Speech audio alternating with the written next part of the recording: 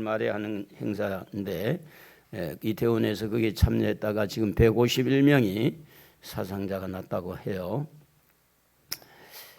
젊은이들이 하나님을 바라보고 하나님 앞에 예배를 드려야 되는데 자기들의 어떤 가면을 쓰고 자기를 이렇게 어필을 하고 아마 그런 행사인가 봐요, 이게. 근데 이제 외부 우리나라에서 만들어진 행사는 아니고 미국에서 아마 시작이 된 것 같기도 하고 하는데 마음이 참 무거운 그런 날이기도 합니다. 자, 먼저 오늘은 영상을 잠깐 좀 보고 말씀의 은혜를 나누고자 합니다. 영상을 한번 보도록 하겠습니다. 앞에 불을 좀 꺼주시고, 짧으니까 잠깐만.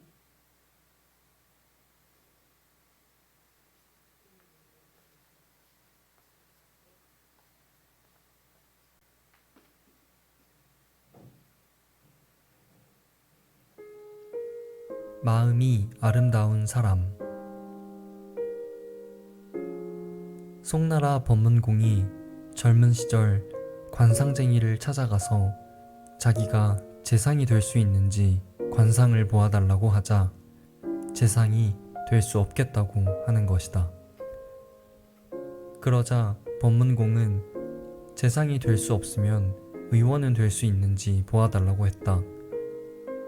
그 당시 의원은 천한 직업이었기 때문에 관상쟁이는 놀라 재상을 바라는 분이 어찌 의원이 되기를 바라느냐고 물었다. 법문공은 재상이 되어 도탄 속에서 헤매는 백성을 구하고 싶으나 재상이 못 되겠다니 의원이라도 되어 병고에 시달리는 백성들이나 돕고 싶소 라고 대답하자 관상쟁이는 관상은 색상, 골상, 심상을 보는데 당신은 색상, 골상으로는 도저히 재상이 될 수 없으나 심상을 보니 재상이 되고도 남습니다 라고 말했다. 아름다운 마음이 법문공을 명재상이 되게 한 것이다. 얼굴 좋음이 몸 좋음만 못하고 몸 좋음이 마음 좋음만 못하다. 사랑은 최고의 자산이요 능력이다. 온유한 자는 복이 있나니 그들이 땅을 기업으로 받을 것이며. 마태복음 5장 5절.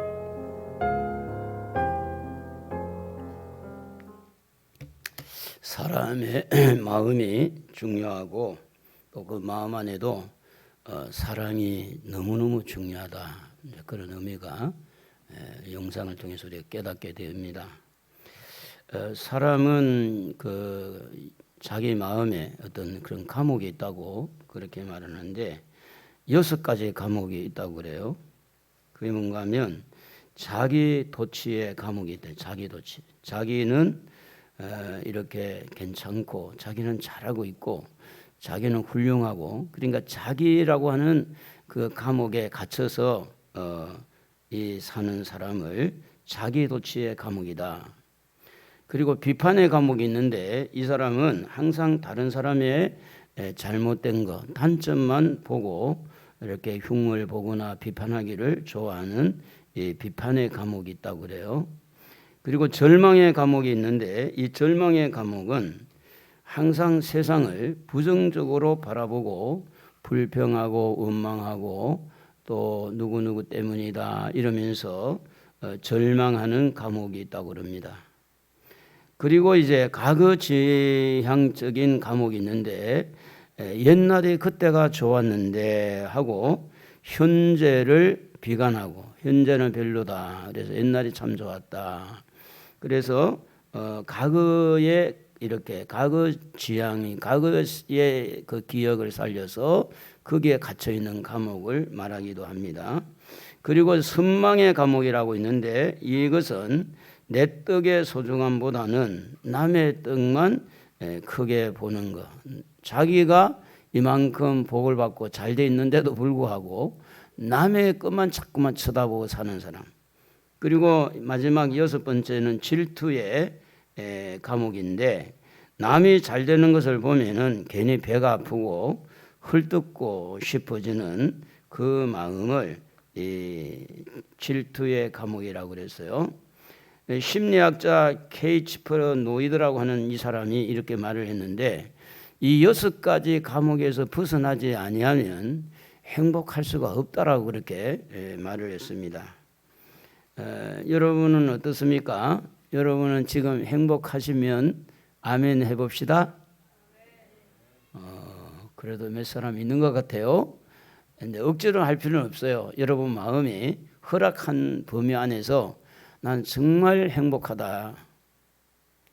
하나님은 우리가 믿는 하나님은 우리의 삶을 다 지금 살피고 있습니다.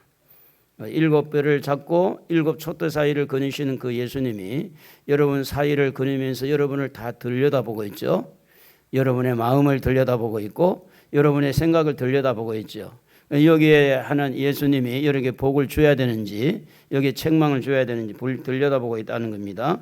그래서 우리는 이렇게 하나님이 나를 알고 계시고 나를 이렇게 이끌어 주실 그 하나님을 바라보고 행복을 찾는데도 하나님으로부터 오는 행복을 찾아야지 사람이 지금 뭐 좀 전에 제가 말씀드린 대로 할로윈 데이라고 이 사람들이 가면을 쓰고 그렇게 유의를 하고 굉장히 문제가 많대요. 그게 그 후유증이 많고 원래 그런 이런 압사가 많이 나오는 행사랍니다. 그게 그래서 사람이 한 사람 쓰러지는데 또 위에 쓰러지고 또 쓰러지고 그래가지고 압사당해서 150명이 지금 뭐 151명이 죽고 또 뭐 부상자가 있고 이제 그런 이야기를 하는데 행복을 찾으려고 할 때 어떤 즐거운 쾌락 그러니까 세상 것을 가지고 행복을 찾으려고 할 때는 항상 사고가 나게 돼 있어요.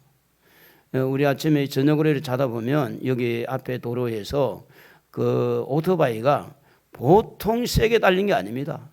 세상에 막 꽝 하고 달리는데 엄청 세게 달리는 그런 소리를 들어요.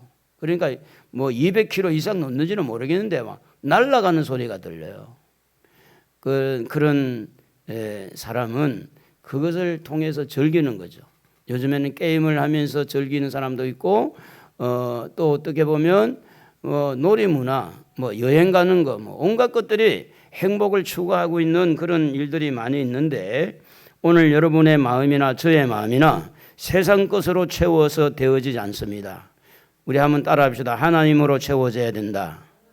하나님으로 채워지지 아니하는 마음은 절대 행복하지 않습니다.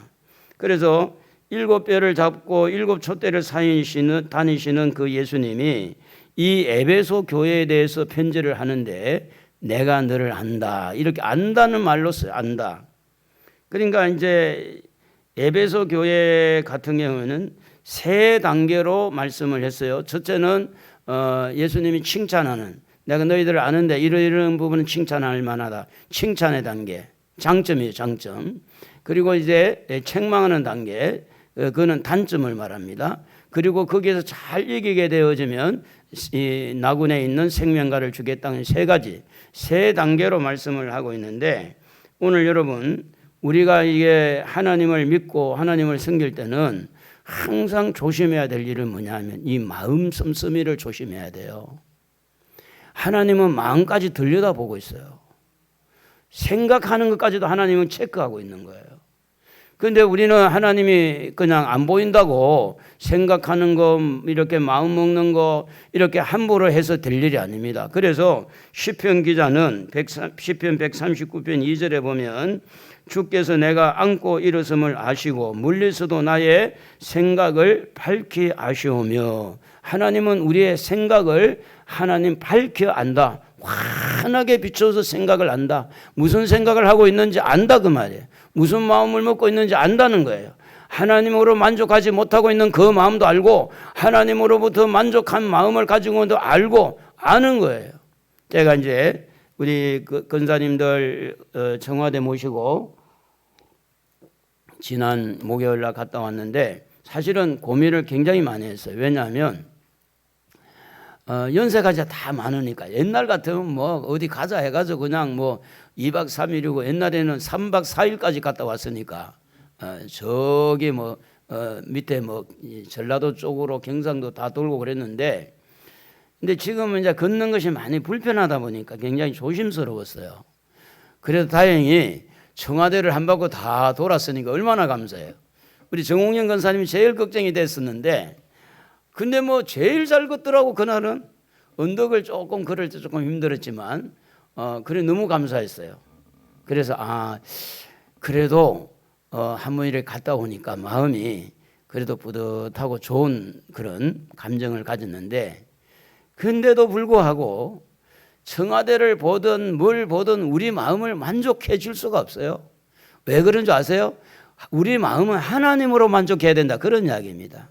그러면 어떻게 하나님으로 만족해야 되느냐? 하나님을 자꾸 인정하는 거예요. 하나님은 내 생각을 들여다보고 있고 내 마음을 지금 살피고 있고, 하나님은 내가 안고 일어서는 것을 다 알고 계시고, 하나님을 자꾸 집중하면서 하나님의 생각으로 가득 찰 때, 그때에 비로소 내 마음이 평안함을 얻고 행복을 누릴 수 있다고 하는 겁니다. 그러면 이 에베소 교회의 칭찬, 장점을 우리 예수님은 아시고 말씀을 했는데, 그 장점이 뭐였느냐 하면 2장 2절을 한번 같이 한번 읽어보겠습니다. 내가 내 행위와 수고와 내 인내를 알고 또 악한 자들을 용납하지 아니한 것과 자칭 사도라 하되 아닌 자들을 시험하여 그의 거짓된 것을 드러낸 것과.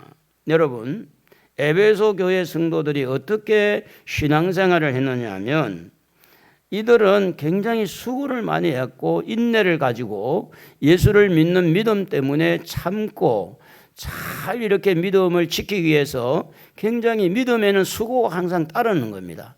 믿는 그 행위를 한다는 것은 수고가 따를 수밖에 없어요. 그래서 믿음의 수고와 이런 그런 인내와, 그리고 이제 이 하나님을 믿음으로 흔들리지 않으려고 애를 쓰고 그렇게 믿음 생활을 하는데, 거기에서 끝난 게 아니고 주변에 사람들이 거짓된 사람들이 많았어요. 거짓된 사도, 거짓된 선지자, 거짓된 교사, 거짓말을 하는 사람들이 여러 사람이 많다 보니까 이 사람들이, 에베소 교회 성도들이 거짓 사도에게 속지 않으려고 그래 시험을 해보고 진짠가 이렇게 한번 살펴보고 아닌 자들을 골라냈다는 거예요. 그게 바로 예수님이 에베소 교회 성도들에게 칭찬한 문제라는 겁니다.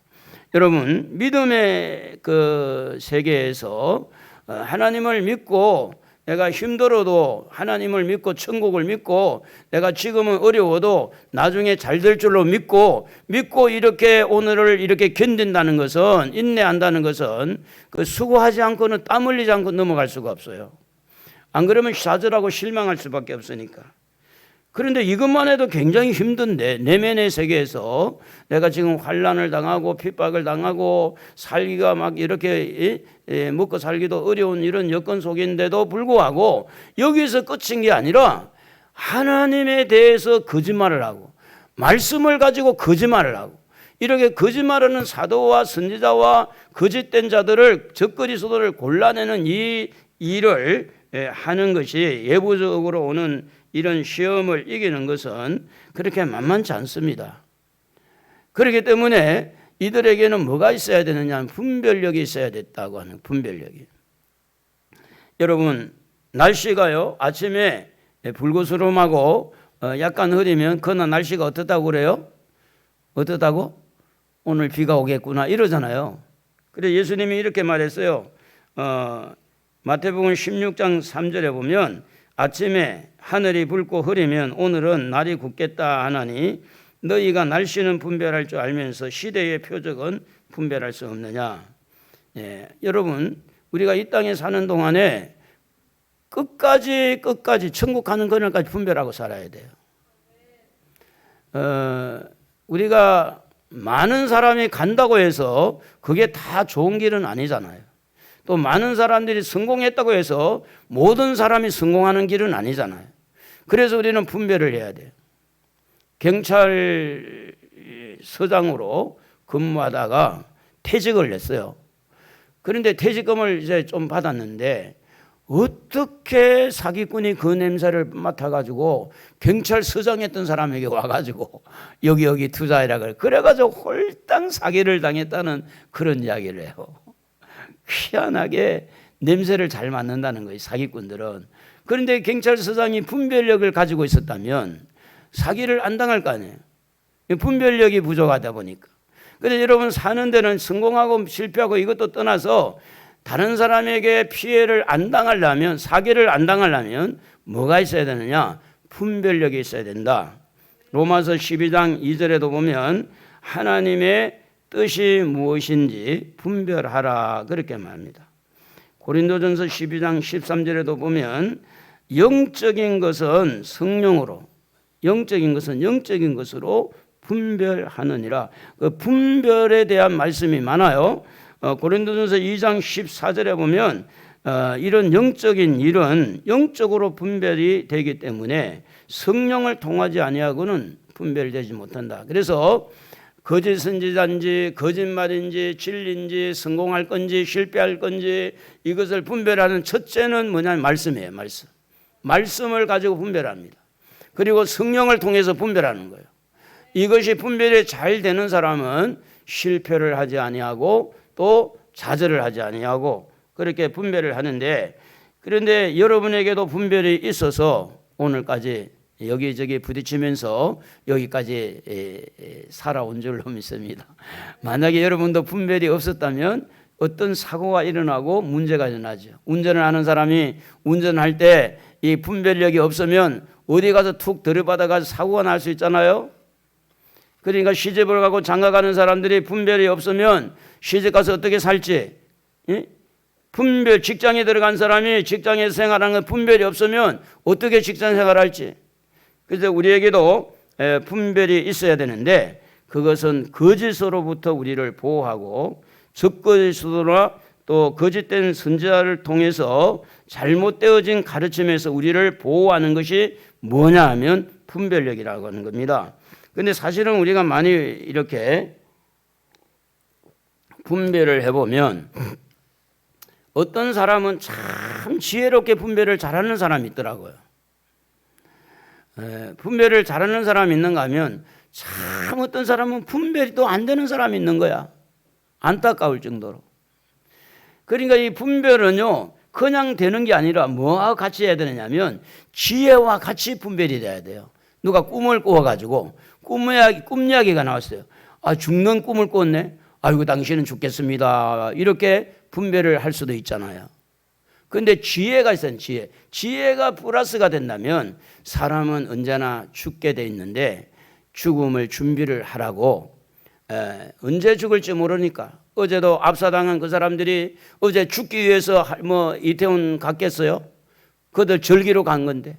그런데 갑자기 죽음이 다가왔을 때, 그러니까 무슨 이야기인가 하면은 우리가 사람이 언젠가는 그렇게 한순간에 죽게 되는데 그 죽기 전에 분별력을 가지고 지혜롭게 살아야 돼. 지혜롭게. 분별을 가지고 지혜롭게 살아야 성공을 하는데, 우리가 살다 보면 참 실수를 하고 그때 그러지 말았어야 되는데 그때 그것을 했어야 되는데 그때 그래 맞아 이렇게 혼자 때로는 생각할 때가 있는데 그게 뭔가 모자라서 그러냐면 분별이 모자란 것도 있지만 지혜가 모자라서요. 지혜가. 그래서 성경은 이렇게 말합니다. 우리가 많이 지혜가 부족하다 보니까 부족한 지혜를 어떻게 채우냐면 야고보서 1장 5절에 보면 누구든지 지혜가 부족하거든 모든 사람에게 후히 주시고 꾸짖지 아니하시는 하나님께 구하라. 그리하면 주시리라. 지혜를 구해야 됩니다. 제가 이제 성전을 건축할 때 깔까리가 뭔지 오비누꼬가 뭔지 전부 다 일본말이더라고. 생판 모르는 이야기를 사오라고. 저 철물점에 가서 깔까리를 사오세요. 깔까리 알아요? 우리 이용철 집사님도 모를 것 같은데 아세요? 깔까리? 몰라요? 우리 여기 정태현 씨 알아요? 깔까리? 모를 거예요, 여러분. 우리 이 목사님은 깔까리 아실 거예요. 깔까리가 뭔지를 몰라요. 깔까리가 뭐냐면 여기 그 비대 이렇게 해놓은 거 그거 이렇게 잠그는 거더라고요. 그래가지고 하나님 앞에 기도했습니다. 하나님 못하겠습니다. 이 지경으로 못하겠으니까 그렇게 기도하니까 한번 다시 해봐라. 그래가지고 이제 물어 하는데 정말 부족하니까 새벽마다 기도했어요. 하나님 뭐 어떻게 할까요? 어떻게 할까요? 근데 희한한 것은 저녁에 목수들하고 대화를 하고 일을 이렇게 해주세요 하고 지시를 했는데 새벽에 하나님 앞에 묻고 기도하면 하나님이 기회를 주시는 거예요. 그 새벽에 와가지고 일이 이제 바뀌는 거예요. 그래 목수들이 얼마나 나하고 다퉜는지 몰라. 처음에는 목사님 어제 그렇게 말을 해서 내가 다 우리가 준비했는데 오늘 이렇게 바꾸냐고. 그러니까 그 목수 그 오야지가 하는 말이 목사님 말은 저녁에 말을 듣지 말고 아침에 말을 들어야 된다. 그러면 아침에 이제 기도하고 하나님 앞에 물어보고 와서 하나님이 무엇을 이제 주면 사인을 주면 제가 이제 그렇게 했기 때문에 그래서 어제는 그냥 이야기한 거고 새벽 아침에는 그 이튿날 아침에는 하나님에게 물어보고 이야기한 것 때문에 다르더라고 말이에요. 우리가 되게 똑똑한 것 같아도요 똑똑하지 않을 때가 많아요. 하나님에 비하면 이루 말할 수 없죠. 하나님에게 묻지 않는 것은 교만일 수가 있습니다. 영적인 교만. 그래서 우리는 많이 부족하기 때문에 하나님 앞에 기도해야 될 줄로 믿습니다. 할렐루야. 분별하며 사십시다. 분별해야 승리합니다. 성공합니다. 분별해야 속지 않습니다. 분별력이 약하면 언제 누가 와서 우리를 이상한 곳으로 몰고 갈 수도 있는 거예요. 그래서 분별하고 살아야 돼요. 하나님의 말씀과 성령을 가지고 분별해야 돼요. 그런데 이 에베소 교회는 이런 장점만 있는 것이 아니라 단점이 또 있었는데 그 단점이 뭐냐면 2장 4절을 한번 읽어보겠습니다. 같이. 그러나 너를 책망할 것이 있나니 너의 처음 사랑을 버렸느니라. 첫사랑이 참 좋죠. 첫사랑하고 결혼하는 사람은 정말 더 좋을 수도 있죠. 그런데 대다수 첫사랑은 실패하고 그 다음 사랑으로 연결해서 결혼하는 경우들이 많다. 그런 통계가 나와 있습니다. 그런데 여기에 첫사랑은 하나님을 향한 사랑과 이웃을 향한 사랑이라고 이제 볼 수가 있는데 이 사랑은 에로스 사랑도 아니고 스톨게 사랑도 아니고 필리아 사랑도 아니고 이게 무슨 사랑이냐면 하나님 사랑이에요. 아가페 사랑. 이 아가페 사랑을 버렸다고 이야기를 합니다. 하나님이 우리를 사랑하고 우리는 또 이웃을 사랑하고 우리는 하나님을 사랑하고 그래서 모든 것은 이 영적 에너지가 사랑에서 분출이 돼가지고 섬기는 것도 사랑으로 섬기고 봉사하는 것도 사랑으로 봉사하고 모든 걸 사랑으로 이렇게 해야 되는데 이 에베소 교회 성도들이 왜 이렇게 사랑을 버렸을까라고 묵상을 해보는 거예요. 왜 이렇게 칭찬을 받을 만하고 이렇게 에베소 교회가 참 잘했는데 모든 일을 잘했는데 왜 이렇게 예수님에게 책망을 받았을까? 그 사랑을 버렸는데 회개하지 않고 사랑을 회복하지 아니하면 그냥 버리겠다고 촛대를 옮겨버리겠다고 말씀을 하고 있습니다. 근데 여러분 제가 이제 그런 이야기를 가끔 할 때가 있습니다. 변호사, 판사, 검사 이 사람들의 심성을 우리가 한번 알아볼 수 있다면 얼마나 마음이 삭막할까라고 생각을 해봐요. 맨날 법리 해석을 하고 매일같이 법에 대해서 연구를 하고 매일같이 사람들의 뭐 잘못을 지적하고 잘못을 가려내고 무엇이 잘못됐는가를 이렇게 맨날 그렇게만 보니까 이 사람들의 마음은 얼마나 좀 삭막할까. 에베소 교회 성도들에게 왜 이런 사랑을 버리게 되었을까? 처음에 하나님을 사랑했던 뜨끈뜨끈한 사랑, 또 이웃을 향해서 복음을 전하면서 뜨끈뜨끈했던 그 사랑이 어떻게 하다가 이 사랑을 잃어버리고 이렇게 놓쳤을까라고 우리가 한번 묵상을 해보면 이 사람들이 분별을 하다가 여기 상처를 받고 저기 상처를 받다가 피해 다니다가 그러니까 사람들이 무서운 거예요. 사람이 제일 무서운 거예요. 그러니 사람이 무섭다 보니까 제가 아침에 운동하신 분 중에도 78살 되시는 분인데 이분은 새벽에 3시에 일어나가지고 이 소래산 중턱에 올라갔다가 내려오는데 그래가지고 또 배드민턴 치러 와요. 새벽 3시에 나갔다가 2시간 운동하고 땀을 푹푹 흘리고 이렇게 이제 아침에 또 6시에 돼서 시작인데 그때에 이제 배드민턴 운동하러 또 오는 거예요, 이분이. 그래서 제가 물어봤어요. 새벽에 그리 일찍 가면 무섭지 않아요? 아유, 목사님 무섭지 않아요. 근데 무서운 게 있어요. 뭐가 무섭습니까? 사람이 제일 무섭다, 사람이. 근데 하루아침에는 이제 갔더니 사람이 벌써 운동하고 내려오더니 자기는 올라가는데 그러니까 막 자기가 깜짝 놀란 거죠. 사람이 내려오니까. 짐승이 무서운 게 아니라.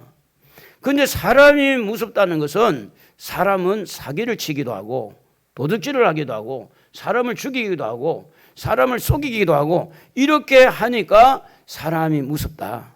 그런데 에베소 교회 성도들의 단점이 어디서 왔을까라고 생각해 볼 때 너무 사람에게만 집중되어 있었다는 거죠. 저 사람 혹시 신천지 아니야? 저 사람 저 혹시 이단 아니야? 저 사람 저 혹시 사기꾼 아니야? 이렇게 해서 모든 마음과 생각들을 분별을 하는데 쏟아부어 가지고 안 속으려고 또 피해를 안 입으려고 사람에게 계속 집중하다 보니까 하나님이 사라진 거예요. 하나님을 생각한 것이 없어진 거예요.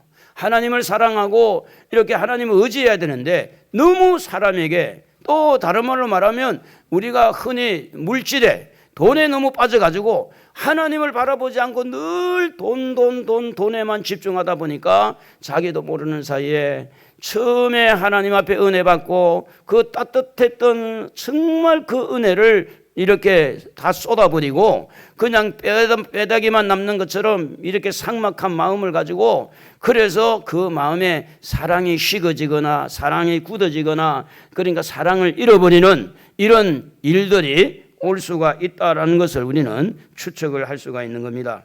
그래서 결국은 이 분별을 한다는 것은 말씀의 잣대로 분별을 하기 때문에 상당히 이 분별력은 율법적입니다. 법에 어긋나는가 말씀에 어긋나는가 분별하기 때문에 상당히 이것은 율법적으로 이렇게 법적으로 보는 눈이 발전을 하게 됩니다. 분별이 잘못됐다는 이야기가 아니죠. 분별을 하지 말라는 이야기도 아닙니다. 그러나 분별이 목적이 돼가지고 사람에게만 집중해서 그 사람만 자꾸 관심을 가지다 보면 우리의 마음에 상처를 받고 손해를 입고 억울한 일을 당하고 이러다 보니까 그 사람을 향하는 사랑은 끊어질 수밖에 없습니다. 사랑이 식어질 수밖에 없어요. 내가 조금 더 이렇게 하다 보면 이용당하겠지? 저 사람이 또 어떻게 또 등을 치려고 저럴까? 이렇게 할 때 이 사도 거짓 사도도 거짓 선지자도 또 이렇게 적거리서도 이런 것들을 걸러낸 건 참 잘한 건데 한 가지 놓친 것이 있는데 그게 뭔가 하면 하나님을 사랑하고 이웃을 사랑하는 것을 놓쳤다고 하는 거죠. 그래서 여기에 대한 표현이 잘 되어 있는 성경 구절이 디모데후서 3장 1절에서 나와 있는데 여러분 한번 같이 읽어보겠습니다. 같이. 너는 이것을 알라. 말세에 골통하는 때가 이르러 사람들이 자기를 사랑하며 돈을 사랑하며 사랑하며 교만하며 비방하며 부모를 거역하며 감사하지 아니하며 거룩하지 아니하며 무정하며 온통함을 풀지 아니하며 모함하며 절제하지 못하며 사나우며 선한 것을 좋아하지 아니하며 배신하며 조급하며 자만하며 쾌락을 사랑하기를 하나님 사랑하는 것보다 더하며 경건의 모양은 있으나 경건의 능력은 부인하느니 이 같은 자들에게서 네가 돌아서라. 어떤 면에 보면 지금의 사람들의 생리가 이건 2000년 전에 기록한 말씀이니까 지금의 사람들의 어떤 심성이 상당히 이 부분과 닮은 꼴이 많다는 거예요. 그러니까 이제 자기중심적이고 이기적이고 돈 중심적이고 쾌락 중심적이고 하나님보다는 자꾸만 여기에 집중하는 그 사람들과 부딪히다 보니까 상처가 나더라는 거예요. 그 사람들하고 이렇게 부딪히다 보니까 자꾸 내가 힘들더라는 거예요. 나는 순수한 마음으로 이렇게 했는데 나는 정직한 마음으로 했는데. 근데 이 자기 욕심을 가지고 이렇게 하는 사람하고 몇 번 부딪혀다 보니까 우리 마음이 다쳐지더라.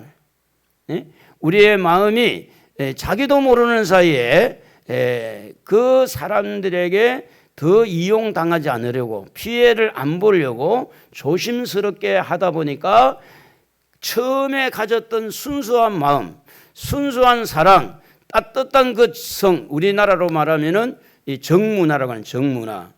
여러분, 사랑은 정문화하고 많이 닮은 꼴이 있어요. 정이 좀 있어야 돼요. 할렐루야. 아이고, 정이 인정 갖고 사냐고. 정이 있어야 마음도 좀 부드럽지. 우리 여기 그 정무도 성도님은요, 꼭 보면 차 타면 뭐 사탕 하나씩 주기도 하고 그러더라고. 사탕 주는 정이 있어. 근데 사실은 우리 몸에 사탕이 안 좋아요. 에? 당분이 너무 들어가면 안 되거든. 이제 당뇨가 있는 분은 이제 급하게 사탕을 먹긴 한데, 요즘에 젊은 엄마들에게 교회에서도요, 사탕 나눠주면 막 난리가 나요. 교회에서 그런 걸 왜 주냐고 말이지. 애 이빨 다 쓸게. 그래가지고 몸 받아 먹게. 근데 우리가요, 좀 정이 좀 있어야 돼. 물론 이제 그보다 더 높은 에로스의 사랑을 가지고 살아야 되지만, 거기까지 못 가더라도 우리 마음에 조금 주변 사람들을 좀 돌아보고 정문화를 키워야 돼요. 할렐루야. 이게 사라지고 있는 거 지금. 정문화가 사라지고 있고요. 지금 이 말씀대로 똑같이 지금 현재 형태가 그렇게 닮아가고 있는 모습을 볼 때 성경은 뭐라고 말합니까? 이런 데서 우리를 돌아서라. 그 말은 에베소 교회가 이런 일들 때문에 사랑을 잃어버렸는데 그 사랑을 되찾아라. 그게 돌아서는 게 그겁니다. 그래서 이것을 생각을 좀 하고 상처 때문에 사랑을 놓쳤다면 상처를 치유해야 되겠죠. 그리고 어떤 사기를 당하고 이용을 당해서 내 마음의 순수한 마음과 사랑을 놓쳤다면 그것도 치유를 받아야 되는 거예요. 우리의 마음을 여러분 어디 쪽으로 향해야 되느냐? 나에게 상처를 준 그 사람만 계속 집중해 가지고는 내 마음의 상처가 치유가 안 되는 거예요. 나를 이용하고 나에게 사기를 친 그 사람에게 계속 내 마음의 미움의 감정을 가지고 이렇게 있으면 내 마음의 상처가 치유되지 않습니다. 그래서 우리는 누구를 바라봐야 되느냐? 주를 바라봐야 됩니다. 상처받은 심령을 가지고 주를 바라보는 거예요. 내가 이용당하고 사기를 당했더라도 주를 바라보는 겁니다. 하나님을 바라보는 거예요. 왜냐하면 치료하실 분은 하나님이시니까. 그래서 성경은 우리가 이렇게 말을 하죠. 어디서 떨어졌는지 생각을 해봐라. 한번 생각해봐라. 어디서 떨어졌는가.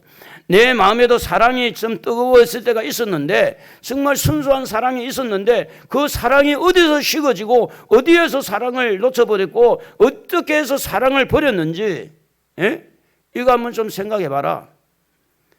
사람에게 당한 상처, 사람이 치료할 수 있을까요? 치료 못합니다. 여러분, 물질 때문에 상처받은 거 물질이 치료할 수 있을까요? 이미 상처가 났는데 안 됩니다. 그러므로 여러분, 주를 바라보십시다. 주를 바라나이다. 주를 바라봅니다. 주님이 치유하여 주옵소서. 여러분 잘 아는 대로 베드로가 예수님을 3번이나 부인했을 때 예수님을 부인했다고 하는 그 자책감 때문에, 이 죄책감 때문에 얼마나 마음이 상해 있는 이 베드로에게 예수님이 그를 치료할 때 이렇게 치료합니다. 요한복음 21장 15절에 보면 요한의 아들 시몬아, 네가 이 사람들보다 나를 더 사랑하느냐. 예수님이 사랑하는 마음을 가지고 예수님을 욕하고 예수님을 대적하고 예수님을 모른다고 이렇게 비난했던 그 베드로를 향해서 사랑의 화살을 쏘는 거예요. 나는 너를 사랑하는데 너 여기 있는 이 모든 사람들보다 나를 더 사랑하느냐. 그 사랑이라는 단어가 그 속에 들어갈 때 예수님 정말 저 사랑을 알고 있잖아요. 주님이 아시나이다. 그 사랑을 가지고 치유라는 거예요. 배만했던 베드로를 예수님을 모른다고 부인했던 그 베드로를 예수님은 어떻게 그를 치유하느냐? 사랑을 가지고 와서 치료하는 거, 사랑으로. 가늠하다가 잡힌 여자 우리가 잘 알잖아요. 얼마나 창피하고 부끄럽지 않습니까?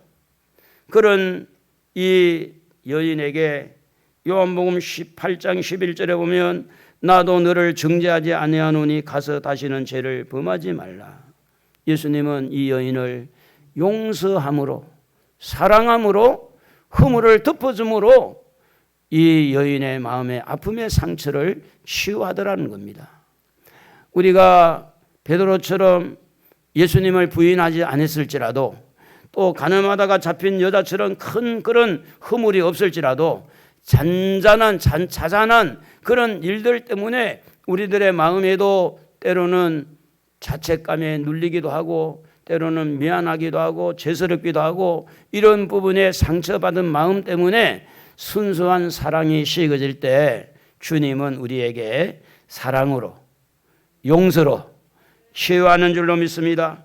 수가성 여인이 이렇게 5 남자와 같이 살다가 또 헤어지고 6번째 남자하고 살고 있는데 예수님이 네 남편을 불러와라. 그러니까 저 남편이 없습니다. 그러니까 요한복음 4장 18절에 보면 너에게 남편 5이 있었고 지금 있는 자도 네 남편이 아니니 네 말이 참되도다. 그 마음의 갈등과 그 마음의 부끄러움과 그 마음에 너무너무 사람들에게 얼굴을 내비칠 만큼 그런 자신감이 없는 주눅든 그 마음을 우리 예수님은 그 마음을 이해하면서 그 마음을 알아주면서 그를 치료하는 거예요. 그러니까 물동이를 버려두고 동네 가가지고 와봐라. 우리가 기다리던 그분 그리스도가 오셨다. 그렇게 가서 이제 용기 있게 복음을 전하는 그런 사람이 될 수 있었던 것은 우리 주님을 바라봐야 우리가 사람들과 부딪힌 문제, 물질과 부딪힌 문제, 여기저기 가족들과 형제들과 부딪힌 상처들, 이렇게 부부 사이의 문제들, 자녀와 부모와 관계의 상처들을 사람을 바라보고 치유받으려 하지 말고 우리 하나님을 바라보고 치유받아야 된다, 그 말입니다. 하나님을 바라봐야 됩니다. 주를 바라봐야 됩니다. 그래야만이 우리가 주님으로부터 오는 사랑과 용서와 주님이 주시는 이해와 주님이 주시는 따뜻한 그 말씀을 통해서 내 심령이 치료될 수 있는 거지. 사람이 이렇게 문제를 일으켰을 때 그 사람이 회복할 수 있느냐, 안 됩니다. 우리나라에는요, 예침을 5,000번 이상 예침을 받았다 그러잖아요. 내부에 침략을 받았다 그러는데 그것뿐 아닙니다. 지방석에다가 무슨 노론 소론에다가 지금 좌파 우파에다가 양반 쌍놈에다가 지금 우리가 지금 우리 한국의 조그마한 이 땅덩어리 안에 얼마나 사람들 속에 들어가면 상처가 많겠습니까? 얼마나.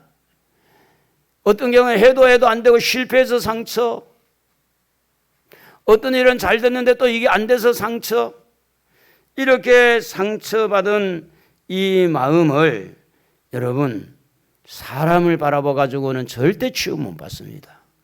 우리 하나님을 바라봐야 될 줄로 믿습니다. 할렐루야. 요한복음 20장 27절에 보면 도마에게 예수님이 이렇게 말합니다. 의심 많은 도마에게 네 손을 내밀어 내 옆구리에 넣어보고 네 손가락을 내밀어 내 손에 하면 손가락을 넣어봐라. 여러분, 의심을 하는 도마를 예수님이 잘 알잖아요. 기분 나쁘잖아요. 아니 말이지, 나를 이놈이요, 내가 그동안 3년 6개월 동안 내가 훈련하고 그렇게 기적을 많이 보여주고 내가 그렇게 사랑하고 그랬는데 이놈이, 예수님이 상처가 됐으면 도마 쳐다보지도 않았을 거예요. 그런데 예수님은 도마에게 직접 찾아와가지고 도마야, 이 손 내밀어라. 옆구리에 한번 손 넣어봐. 그리고 도마야, 손가락 내밀어 내 손에 한번 손가락 넣어봐. 그래서 넌 믿는 자가 되라. 믿지 않는 자가 되면 안 되고 믿는 자가 되라. 여러분, 어떤 의심을 했던, 어떤 실수를 했던, 어떤 허물이 있던, 어떤 실패를 했던 치유자는 우리 하나님인 줄로 믿습니다. 그렇게 믿기를 원하십니까? 아멘입니까? 오른손 들고 아멘, 두 손 들고 아멘. 우리 하나님을 바라보십시다. 좋은 일이 일어날 줄로 믿습니다. 할렐루야. 에스겔 36장 26절에 보면 우리 하나님은 우리에게 부드러운 마음을 주신다 약속했어요. 너희 육신에서 굳은 마음을 제거하고 부드러운 마음을 줄 것이며, 마태복음 11장 29절에도 보면 나는 마음이 온유하고 겸손하니, 사랑은요 마음이 부드러워진 상태에서 나오는 거예요. 마음이 칵 닫혀 있고 마음이 굳어 있고 또 저 사람은 누구야 하고 이렇게 늘 이렇게 사람들을 주시하고 믿지 못하고 그 사람을 의심하고 또 이렇게 마음이 열리지 않을 때는 절대 그 마음을 통해 사랑이 전달되지 않습니다. 사랑은요 마음이 부드러워야 돼요. 할렐루야. 우리 하나님을 향해서 마음이 부드러워지기를 바랍니다. 사람들과 관계도 마음이 좀 부드러워지기를 바라요. 마음이 온유하고 겸손하고 하나님은 우리에게 부드러운 마음을 주어서 그래서 사랑할 수 있도록 그렇게 한다는 겁니다. 제가 사람 때문에 상처를 받았을 때 제일 처음에 장로님 때문에 상처를 받았어요. 두 번째는 목사님 때문에 상처를 받았어요. 사실은 장로님 때문이 아니고 목사님 때문이 아니고 사실은 제 믿음의 연약함 때문에 상처를 받은 거죠. 그런데 장로님이 저렇게 기도는 거룩하신 하나님 기도해놓고 불신자보다 더 못한 그런 행동을 할 때는 저게 아닌데 상처가 되더라고. 목사님이 상처를 줄 때 너무너무 힘들었어요. 목사님이 저래서 되냐. 그런데 하나님 앞에 물어봤어요. 상처받을 때마다 너무 마음이 아픕니다. 그런데 하나님이 하시는 말씀이 네가 장로를 믿냐 목사를 믿냐. 아닙니다. 저는 하나님을 믿습니다. 그런데 하나님을 믿습니다라고 할 때 하나님이 마음을 치유해 주시더라고. 그래 됐다. 목사도 때로는 우러러만 보지 말고 때로는 내려볼 수도 알아야 된다. 그러니까 뭐 마음이 치유가 됐는데 집사님에게 상처를 받았을 때는 하나님에게 묻지 않았어요. 얼마나 시험이 강한지 이해가 안 됐어요. 저분도 예수를 믿고 나도 예수 믿는데 어떻게 예수 믿는 사람이 치를 수 있을까 이렇게만 생각하고 사람만 생각하고 하나님이 생각이 안 났어요. 그러니까 시험에서 빠져나오지 못한 거예요. 하나님 저 집사님이 이렇게 시험을 주는데 어떻게 할까 이랬어야 되는데. 여러분 시험이 올 때마다 하나님 앞에 기도하시기를 바랍니다. 하나님에게 물어보시기를 바랍니다. 때로는 남편이, 때로는 아내가, 자녀들이, 때로는 부모가, 때로는 주변의 이웃들이 우리 마음의 속을 뒤집어 놓을 때도 하나님 내가 속이 뒤집어졌습니다. 어떻게 할까요? 하나님에게 물어볼 때는 답이 나와요. 그리고 내가 집사님한테 제일 큰 시험을 당한 이유는 뭐냐? 내가 잘못한 거예요. 내가 하나님 앞에 묻지도 않고 하나님 앞에 기도하지도 않고 집사님이 뭐 시험 준 거니까 목사가 얼마든지 감당을 해야지.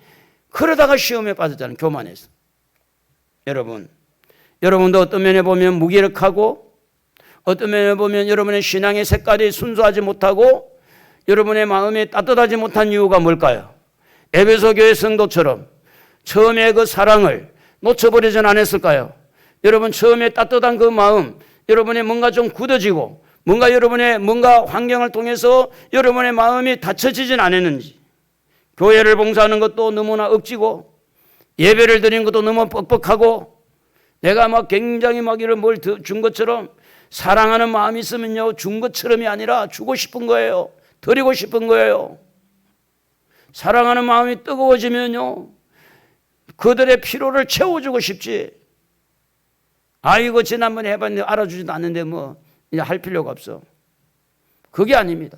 그게 상처받은 마음이죠. 자, 그래서 이런 경우에 우리는 우리 하나님을 바라보고 치유받기를 주의 이름으로 축복합니다. 치유될 때 사랑이 회복됩니다. 그래서 결국은 우리가 사람을 바라보면 치유가 되지 않지만 하나님을 바라보면 치유가 된다. 사람을 바라보면 여러분 절대로 여러분 마음의 상처가 고쳐지지 않습니다. 하나님을 바라보시기를 바랍니다. 하나님을 바라보면서 기도하면서 도와달라고. 그래서 하나님을 바라본다고 하는 것은 하나님과 의논하는 거예요. 하나님께 기도하는 거예요. 내가 마음이 아픕니다. 너무 힘듭니다. 도와주세요. 어떤 경우에는 너무 힘들어가지고 하나님 요즘 제가 많이 힘듭니다. 근데 하나님 많은 말도 안 하시, 말씀도 없어요. 그래 내가 너를 안다. 그런데 그 한마디에 그냥 눈물바다가 될 때가 있어요. 그 한마디에. 그래 내가 너를 안다.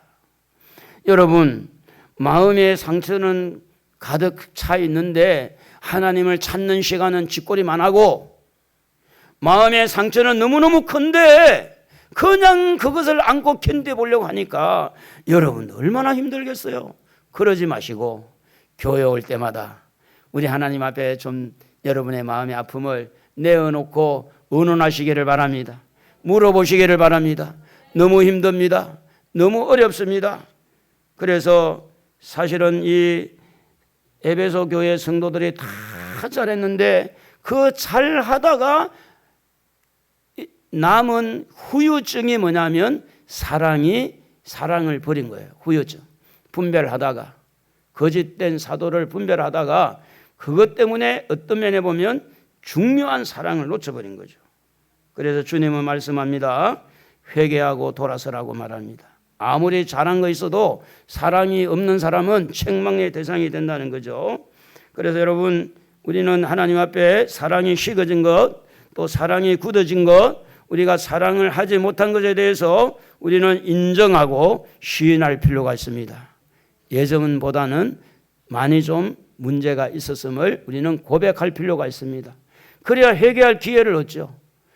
그렇지 않으면 이 에베소 교회는요, 지금 에베소 서머나 모든 이 7교회는 현재 존재하고 있는 모든 교회의 모델이기도 하고 또 그런 모습이기도 해요. 그러니까 에베소 교회에 주시는 말씀이 에베소에게만 한정된 게 아니라 이 세상에 두고두고 일어나는 모든 교회에게 주는 말씀이기 때문에 그래서 우리가 우리 에베소 교회 그 성도들의 마음을 이해를 하면서 내 마음도 이래서 옛날하고 좀 다를 수 있겠구나. 예전에는 이러지 않았는데 그래서 이 상처받는 이 마음은 사실은 내 마음에 연약해서 그래요. 연약해서.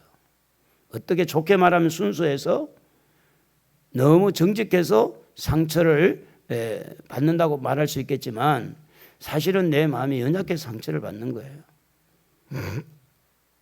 그래서 우리가 이런 상처를 회개하면 천국이 있으니까 마태복음 4장 17절에 보면 회개하라 천국이 가까웠다. 여러분 회개해야 돼요. 사랑이 식어진 사람은 사랑이 굳어진 사람 회개해야 돼요. 그러면 이 상처를 사람을 자꾸 바라보면 해결이 안 되고 주님을 바라봐야 되는데 주님은 어떤 분이냐? 시편 147편 3절에 보면 상심한 자들을 고치시며 그들의 상처를 싸매시는도다. 시편 121편 1절에 내가 산을 향하여 눈을 들리라 나의 도움이 어디서 올까? 시편 34편 18절에 보면 마음이 상한 자를 가까이 하시고 중심으로 통회하는 자를 구원하시는도다. 여러분의 마음이 참 중요하다고 저는 생각해요. 에베소 교회 성도들의 마음이 중요한 게 아니고 저는 여러분의 마음이 중요하다고 생각해요. 여러분의 마음이 얼마나 많은 상처를 받았을까? 얼마나 마음이 아플까? 얼마나 마음이 이렇게 닫혀 있을까? 그래서 가족 찬양 174장에 마음이 상한 자를 고치시는 찬양을 우리 한번 불러보도록 하겠습니다. 시간이 좀 가지만 찬양을 좀 하도록 하겠습니다. 마음이 상한 자를 고치시는 주님. 반주가 되나요?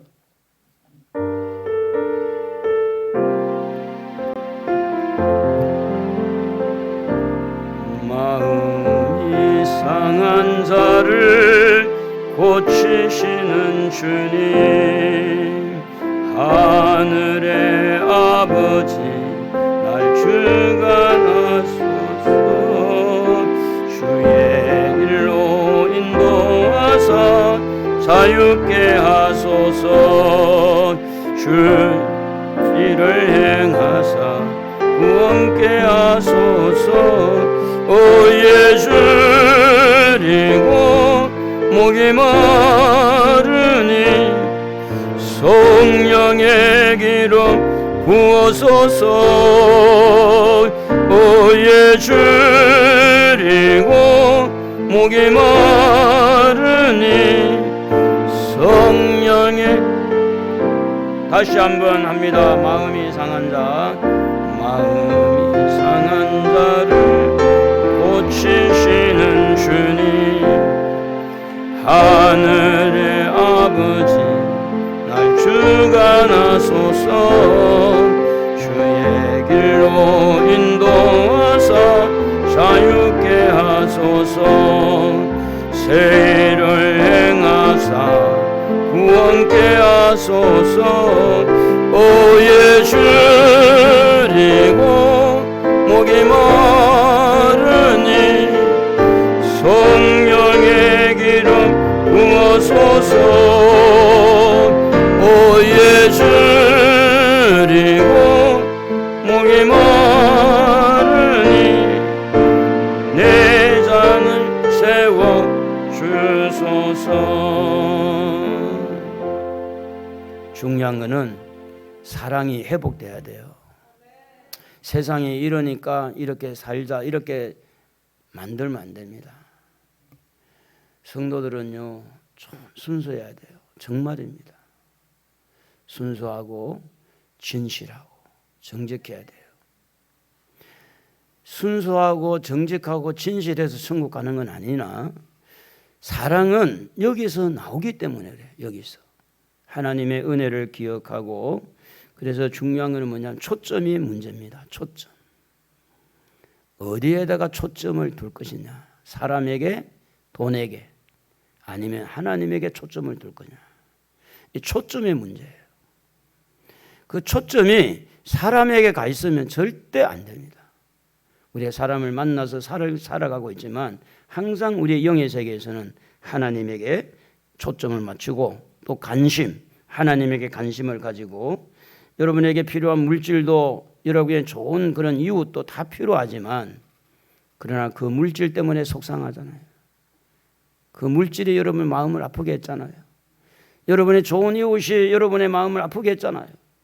그렇기 때문에 하나님을 향해서 초점을 맞추고 하나님을 향해서 관심을 가지고 주님의 십자가를 바라보고 하나님의 도움을 요청하면서 여러분의 마음의 상처가 치유되면서 사랑이 회복됐으면 좋겠습니다. 사랑합니다. 옆에 분에게 말이라도 해봅시다. 사랑합니다. 축복합니다. 사랑하고 축복하는 여러분 되기를 바랍니다.